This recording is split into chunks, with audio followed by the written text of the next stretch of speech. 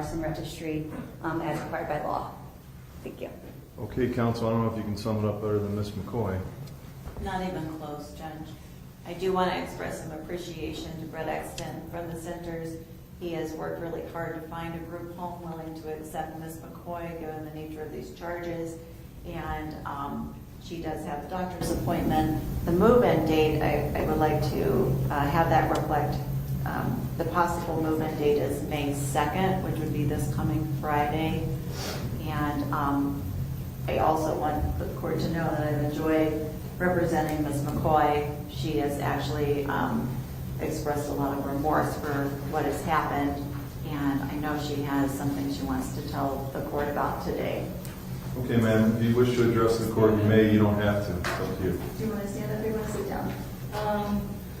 I just want to say on the day of the fire, I was trying to smoke the black and mild, but the black and mild fell out of my hand, and I tried to go get some water to pour on the fire, but I couldn't make it, so that's all I wanted to say.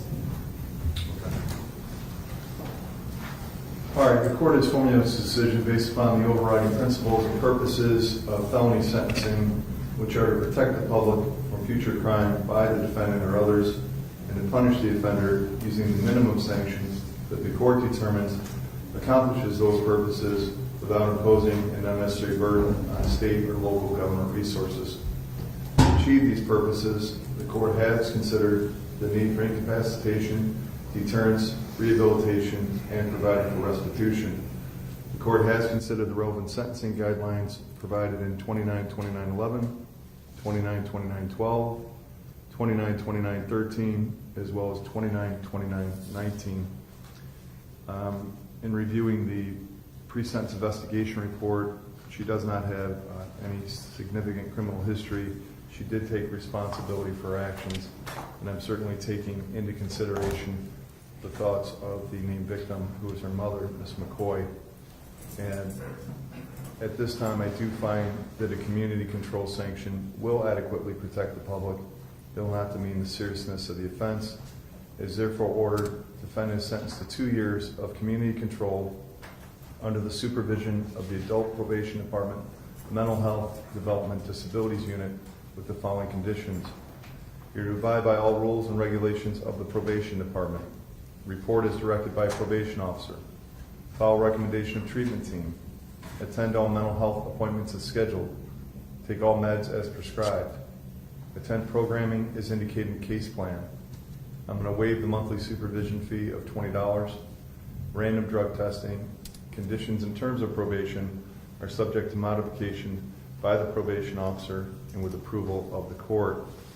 I have considered the reintegration plan put together by the centers. I will follow that plan, and you will follow the recommendations from the release plan, and we will have you placed at the residential treatment facility. Its address is indicated in the report, and you'll continue to work with the Adams Board. We will have a bridge script for you and make sure that you have all the necessary things to succeed once you get there. I'm going to caution you though, ma'am, if you violate the rules and conditions of the supervision,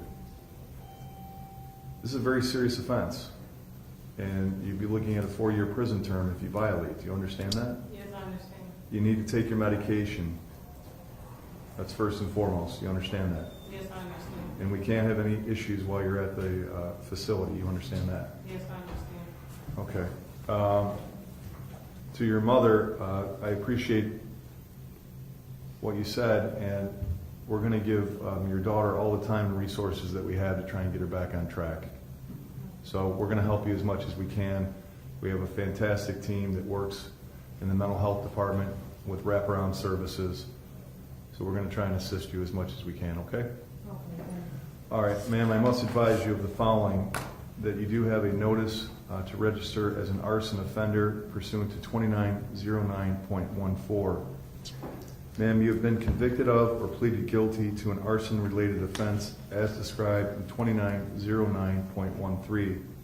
You are required to register in person with the sheriff of the county in which you establish residency within 10 days of coming into that county or of occupying a dwelling for more than 3 days in that county.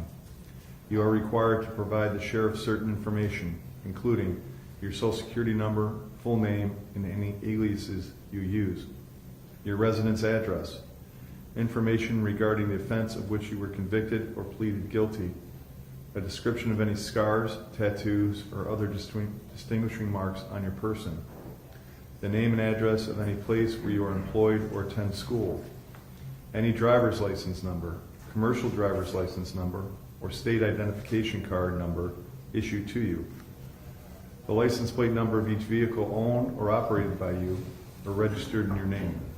The vehicle identification number and description of the vehicle must also be provided to the sheriff. You are required to provide the sheriff fingerprints and palm prints. The sheriff will also obtain a photograph of you at the time of registration. You are required to remit a fee of $50. I'm going to waive that fee. After the date of initial registration, you are required to re-register annually.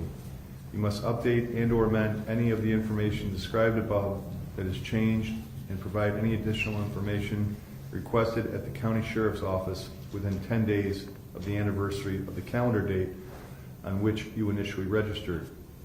You are required to pay a re-registration fee of $25 to the sheriff. If you change your residence address, you shall provide written notice of that change to the sheriff with whom you most recently registered and to the sheriff in the county in which you intend to reside. You are required to comply with all of the above requirements for the next 10 years. Do you understand that? Yes, I understand. Failure to register or failure to verify residence at the specified times may result in criminal prosecution. Do you understand that? Yes, I understand. So it's important you need to do that. I won't impose any other fines, fees, or costs, and you will be ordered released per the reintegration plan, and the sheriff will transport. Is there anything else we need to do on the record today on behalf of the state? No, Your Honor, thank you. Counsel, anything else? No, thank you. All right, good luck to you, man. Thanks, Your Honor.